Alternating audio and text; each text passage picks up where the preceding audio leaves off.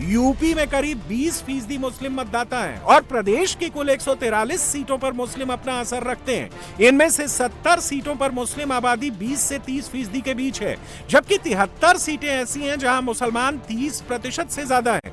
राज्य की करीब 3 दर्जन ऐसी विधानसभा सीटें हैं जहां मुस्लिम उम्मीदवार चुनाव जीतते रहे हैं और करीब 107 विधानसभा सीटें ऐसी हैं जहां मुस्लिम मतदाता चुनावी नतीजों को हमेशा प्रभावित करते रहे हैं।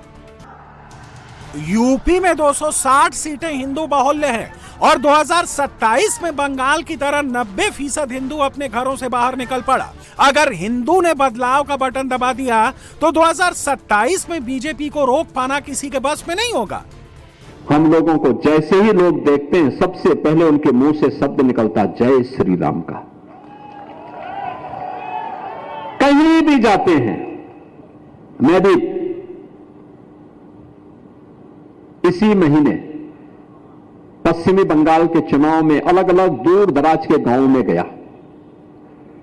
जैसे लोगों को पता लगता था मैं आया हूं, महिला पुरुष बच्चे वे सड़कों पर आकर के जय श्री राम के साथ खड़े होते थे। हर व्यक्ति एक ही संबोधन, वो हिंदी जान रहा है नहीं जान रहा है, लेकिन एक संबोधन मुझे देख करके जय श्री राम।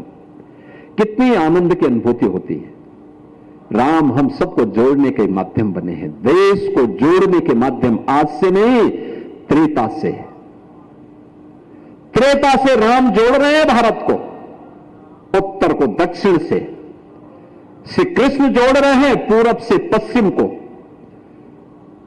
शिव शंकर जोड़ रहे हैं पूरे भारत के कण कण को, एक एक स्थान को 12 ज्योतिर्लिंगों के माध्यम से पूरे भारत को जोड़ने की 3 ताकत। और वही ताकत आज हम सब की सबसे बड़ी ताकत है। हिंदू वोटों में महिला वोटर्स की सबसे अहम भूमिका है। ऐसे में 27 के सबसे बड़े सियासी दंगल की पिच भी तैयार होने लगी है। योगी ने भी यूपी के आधी आबादी के लिए बैटिंग शुरू कर दी है। यूपी में महिला आरक्षण बिल को लेकर विधानसभा का विशेष सत्र बुलाया गया है। योगी ने कहा है कि समाजवादी पार्टी गिरगिट की तरह अपना रंग बदलती है। पहले सपा ने संसद में महिला आरक्षण बिल का विरोध किया, लेकिन जैसे ही सूबे में उन्हें महिला विरोध का सामना करना पड़ा तो अपना रंग बदल लिया। आप लोगों के आचरण को देख करके गिरगिट भी सोचा जाएगा कि कौन आ गया है ये, कि ये संसद में आचरण कैसा और यहां आचरण कैसा, वह भी सोचा जाएगा कैसे रंग बदला जाता है। यानी दिल्ली से लखनऊ पहुंचते पहुंचते जब आधी आबादी के आक्रोश को झेलना पड़ रहा है, अब यहां पर रंग बदल गए।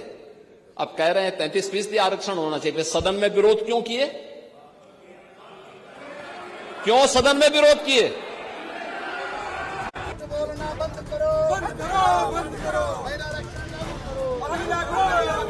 अखिलेश ने भी महिला आरक्षण के मुद्दे पर बीजेपी सरकार पर पलटवार किया।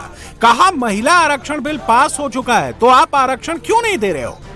गिरगिट की तरह रंग बीजेपी बदल रही है।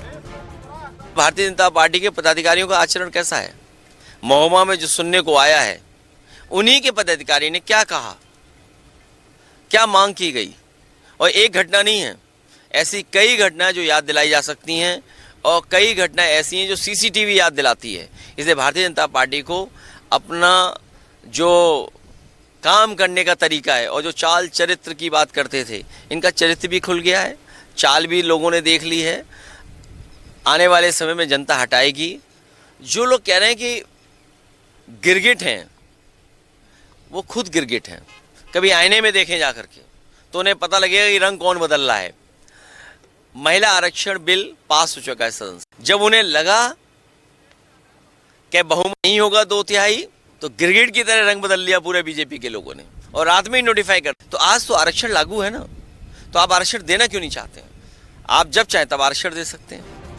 योगी ने समाजवादी पार्टी को महिला विरोधी बताया। समाजवादी पार्टी ने कैसे महिलाओं के लिए तैयार एक एक योजना का विरोध किया, उसका जिक्र किया। साथ ही योगी ने 1995 के गेस्ट हाउस कांड का जिक्र करते हुए समाजवादी पार्टी की सदन में पोल खोलकर रख दी।